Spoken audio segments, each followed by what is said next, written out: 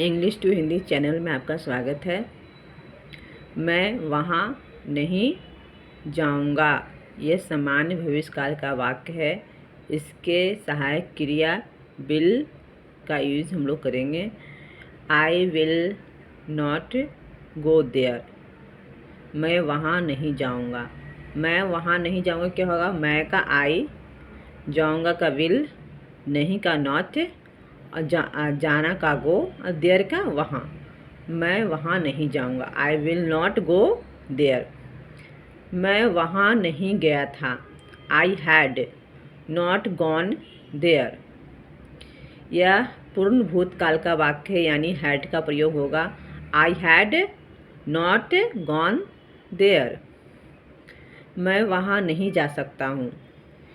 सकता हूँ कैन का यूज होता है। I can not go there. तुम्हें वहाँ नहीं जाना चाहिए। करना चाहिए, जाना चाहिए के लिए शुड का यूज होगा। You should not go there.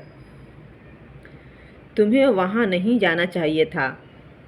करना चाहिए था, शुड हैव।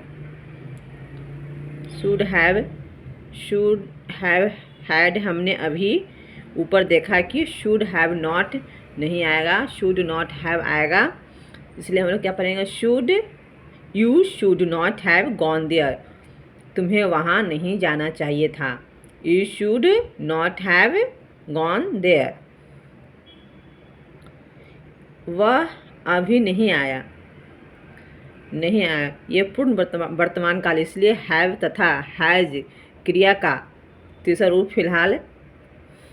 रूप फिलहाल कर्ता ही होने की वजह से हैज आएगा। जैसे वह अभी नहीं आया, he has not come yet. He has not come yet. वह वहाँ नहीं पहुँचा होगा।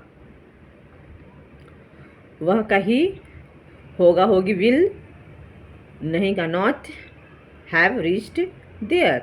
यह पूर्ण भविष्यकाल यानी विल हैव के क्रिया का तीसरा रूप लगेगा। वह वहाँ नहीं पहुँचा होगा। He will not have